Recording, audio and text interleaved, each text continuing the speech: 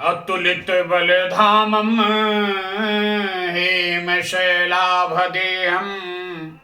दनुजवन कृशानं ज्ञानिनां ग्रगण्यं सकल गुण निधानं वानराणामधीशं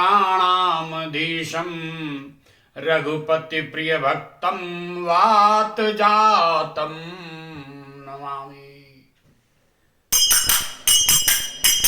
सभय सिंधु गहि प्रभु पद के रे, क्षमहु नाथ सब अवगुण मेरे। गगन समीर अनल जल धरनी, इनके नाथ सहज जड़ करनी। तब प्रेरित माया उपजाए, प्रीति है तो सब ग्रंथन गाए। प्रभु आयस जय जस आई, सोते भांति रहे सुख लहई। प्रभु भल कीन मोहि सिख दीनी, मर जाता पुनि तुम्हारी दीनी। ढोल गवार शूद्र पशु नारी, सकल ताड़ना के अधिकारी। प्रभु प्रताप में जाब सुखाई, उतरहि कट गुण मोरी बड़ाई। सुनत विनीत बचन यति, कह कृपाल मुस्कान। जहि विधि उतरे कपि कटकु, तात कहु काय। तो नाथ नील नल कपि दो भाई, लरिकाई आशीष पाई। इनके परस किए गिरि भारे, जल हरि हैं जलधि प्रताप तुम्हारे। मैं पुण्य धारी प्रभु प्रभुताई, हरि हम बल हनुमान सहाई। एहि विधि नाथ योधि बधाई, यही यह तुझ लोक तिहु गाई। एहि शर्मन ओ कर तटभासी, हतहु नाथ नर खल अघरासी। कृपाल सागर मन खीरा, कहीं हरि राम रणधीरा। देख राम बल पौरुष भारी, हरसि पयोनिधि भय उत्कारी। सकल चरित कई प्रभु सुनावा, सकल चरित कही प्रभु ही सुनावा। चरण बंदिता योधि सिधावा, तो निज भवन गमन सिंधु श्री रघुपति रहमत भायऊ। यह चरित कलिमल हर जता, मति दास तुलसी गायऊ। सुख भवन संशय समन धवन, बिरसाद रघुपति गुण गना। अजि सकल आस भरोस गावहि, सुनहि संतत सठ मना। सकल सुमंगल दायक रघुनायक गुणगान। सादर सुनहि तरहि भव, सिंधु बिना जल जान।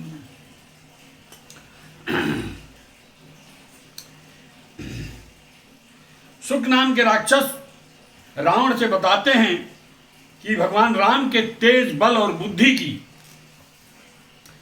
विवेचना नहीं कर सकते हैं। जो बल बुद्धि हमने उनके अंदर देखा है उसका वर्णन नहीं किया जा सकता है। और सहस्त्रों शेष भी उस बल का बखान नहीं कर सकते हैं, तो हम सूक्ष्म राक्षस क्या कर सकते हैं।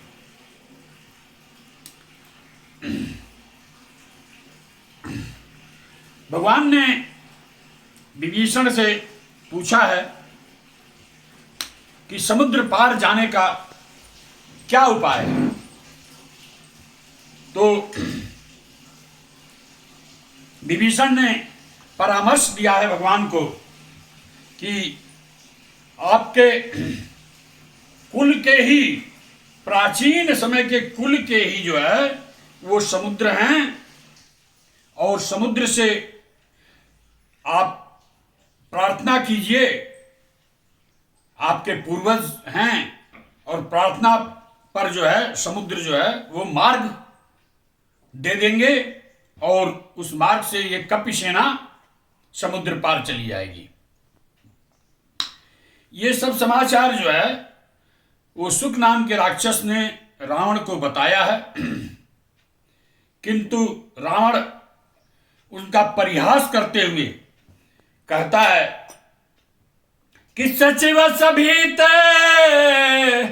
अरे जिसके मंत्री विभीषण, सचिव सभीत विभीषण जाके विजय विभूति का जगता के, जिसके मंत्री विभीषण हैं, उसको विजय क्या मिल पाएगी। अरे दुष्ट, और वो अपने गुप्तचर को ही प्रताड़ित करने लगता है रावण, और कहता है कि अरे दुष्ट, मैंने दुश्मन के जो है बल की थाह पाली, और जो समुद्र पर विनय याचना कर रहा है वह हमसे क्या संहार करेगा, हमारा क्या संहार करेगा, हमसे क्या मुकाबला करेगा। अंत में शुक नाम के राक्षस ने जो लक्ष्मण जी ने कहा था वो पत्र जो है, तो रामानुज दीनी यह पाती, नाथ बचाई जुड़ावों छाती, बिहसी बाम कर लीनी, बिहसा, और वो पत्र उसने लिया अपने हाथ में और मंत्री से उस पत्र को पढ़वाने लगा। तो पत्र में क्या लिखा था कि बातन मन ही रिझाई सठु, जन घालसी कुलुखीस, राम विरोध न उबरसी, शरण विष्णु अजयी। अरे मूर्ख, केवल बातों से ही मन को रिझाकर अपने कुल को नष्ट भ्रष्ट मत कर। श्री राम जी से विरोध करके तू विष्णु ब्रह्मा और महेश जी के शरण में जाने पर भी बच नहीं पाएगा। कि तजिमानु अनिज युवा, प्रभु पद पंकज भृंग, अहो ही कि राम सरानला, खल कुल सहित पतंग। या तो अभिमान छोड़कर अपने छोटे भाई विभीषण जी की बात प्रभु के चरण कमलों में भ्रमर बन जा, अथवा रे दुष्ट, श्री राम जी के बाण रूपी अग्नि में परिवार सहित पतिंगा हो जा। तो सुनत सभय मन मुख मुस्काई, पत्रिका की बातें सुन करके अंदर से तो रावण भय युक्त हो गया, भीतर उसके भय तो समा गया, लेकिन अपने दरबारियों से क्या कहता है कि भूमि परा कर गहत आकाशा, लघु तापस कर भाग विलासा। वो क्या कहता है कि जैसे कोई पृथ्वी पर पड़ा हुआ हाथों से आकाश को पकड़ने की चेष्टा करता हो, ऐसे ही यह छोटा तपस्वी जो है लक्ष्मण बड़ी बड़ी बातें करता है। सुक फिर क्या कहता है इसके उत्तर में रावण से, कह सुकनाथ सत्य सब वाणी, असमुझऊ चारी प्रकृति अभिमानी। सुक ने कहा कि हे नाथ, अभिमानी स्वभाव को छोड़कर सब बातों को सत्य समझिए। जो पत्रिका में लिखी हुई है ये बातें अभिमान छोड़ करके और उसको सत्य मानिए। यह पराक्रम है उनके अंदर कि आपको खल कुल सहित पतंग, आपको जो है पतंगे की बात पूरे खानदान सहित यहां से समाप्त करने की का जो है पराक्रम भगवान के अंदर है। लेकिन हमारी परामर्श मानिए, सुनो वचन मम परिहर क्रोधा, नाथ राम सन तजम विरोधा। रावण को उसके भाई कुंभकर्ण, पुत्र मेघनाथ और उसके नाना मंदोदरी, रावण की पत्नी, कितने लोगों ने समझाया था। और यह गुप्तचर भी जो गया था और भगवान राम के दल के पराक्रम को, भगवान के राम के पराक्रम को देख करके आया था, वह भी रावण को समझाने का पूर्ण प्रयास कर रहा है। और अंत में कहता है कि अति कोमल रघुवीर स्वभाव, यद्यपि अखिल लोक कर राव। बहुत ही कोमल स्वभाव है भगवान का। यद्यपि भगवान तीनों लोकों के मालिक हैं, लेकिन सरल और कोमल स्वभाव है प्रभु का। आप हमारी बातों को सुनिए, अपना क्रोध छोड़ दीजिए और भगवान से विरोध समाप्त करिए। मिलत कृपा तुम पर प्रभु करही, और अपराध न एकौ धरही। जनक सुता रघुनाथ ही दीजे, इतना कहा मोर प्रभु कीजे। यह भगवान का प्रभाव है। उनके समक्ष पहुंचते ही दुष्ट से दुष्ट, क्रूर से क्रूर, नास्तिक, पापी भगवान के चित्र के सामने पहुंचते ही मस्तिष्क शुद्ध हो जाता है। तो जिन राक्षसों ने साक्षात रूप में भगवान का दर्शन किया, वो उनकी क्या पूछना। वो तो भगवान का दर्शन होते ही वो जाते थे, होते थे रावण दल के, और भगवान के समक्ष उनका दर्शन होते ही उनकी आत्मा, उनका विचार, उनका मन सब पवित्र हो जाता था। हम लोग जो है भगवान के चित्र को देख करके ही शांति को प्राप्त होते हैं। 10 मिनट 5 मिनट के लिए परम शांति को प्राप्त हो जाता है आज का कलयुग का इंसान।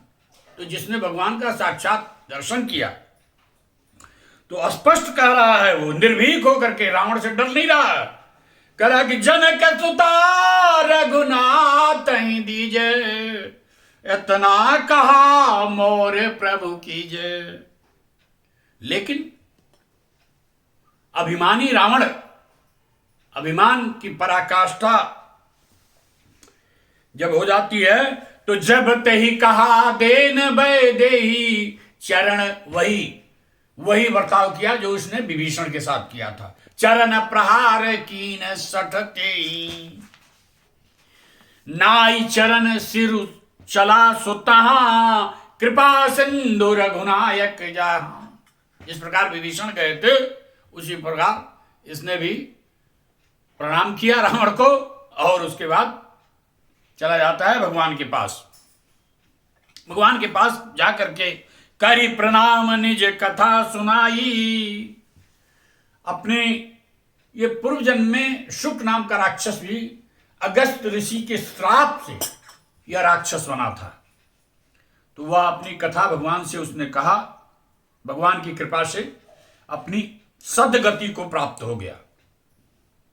तो कह रहे हैं कि ऋषि अगस्त की साप भवानी, राक्षस रहो महामुनि ज्ञानी, बंदी राम पद 12 अब मुनि निज आश्रम कहूं पग उधारा। तो विनय न मानत, अब ये प्रसंग समाप्त होता है। अब बात वहां पहुंचती है कि समुद्र से पार करने के लिए भगवान जो हैं वो समुद्र तट पर प्रार्थना कर रहे हैं, लेकिन समुद्र से कोई प्रत्युत्तर किसी तरह का कोई प्रत्युत्तर समुद्र की तरफ से जब नहीं मिलता है तो विनय न मानत जलधि जड़ा, गए 3 दिन बीत बोले राम सकोप बस, बिनु भय होई न प्रीत। तो लक्ष्मण बाण सरासन आनु, असो सोवारी दी बिसिक कृषाणु। क्योंकि 60 सन विनय कुटिल सन प्रीति, सहज कृपन सन सुंदर नीति। शठ के साथ, मूर्ख के साथ विनय करना जो है उचित नहीं होता है। कृपण के साथ और शठ के साथ सुंदर वही उसका जैसा स्वभाव है उसके अनुसार उसके साथ व्यवहार करना ठीक होता है। उसी प्रकार ममतारत सन, कोई आदमी मोह और ममता में लोभी हो, क्रोधी हो, मोही हो, उसको ज्ञान की बातें हम सुनाए चले जा रहे हैं तो उस पर कोई फर्क पड़ने वाला है? ज्ञान वो सुनेगा, ज्ञान उसको अच्छा लगेगा? उसको तो धन की, मोह की और संसार के जो वस्तुएं हैं उन पर उसका मोह है, तो उसको कहां ज्ञान की बातें अच्छी लगेंगी। क्रोधी समहारी कामी हरि कथा, ऊसर बीज भय। जैसे ऊसर में बीज हम डालें तो क्या उसमें ऊसर में अन्न पैदा होगा? ऐसे क्रोधी, कामी और लोभी, इनको भगवान की कथा और ज्ञान की बात से क्या मतलब है? अस कही रघुपति चाप चढ़ावा, यह मत लक्ष्मण के मन भावा। संधान प्रभु, जब संधान बाण क्या करते हैं प्रभु समुद्र की तरफ होकर के, तो उठी उदधि उर अंतर ज्वाला, मकर उरग झस गन। समुद्र में रहने वाले जो जितने भी जीव हैं, मछलियां, सांप हैं, वो सब जो है व्याकुल हो जाते हैं। तो जरत जंतु जल निधि, जब ये सब व्याकुल हो गए, सब तड़फड़ाने लगे, जब भगवान बाण का संधान करते हैं समुद्र पर, तो कनक थार भरी, सोने के थाल में मणिगण नाना, अब विप्र रूप आयो तजीनाना। विप्र का रूप पकड़ करके समुद्र जो है समुद्र के अंदर से प्रकट हो जाते हैं। काटहि पै कदरी फरई कोटि जतन। केला का वृक्ष जो है यहाँ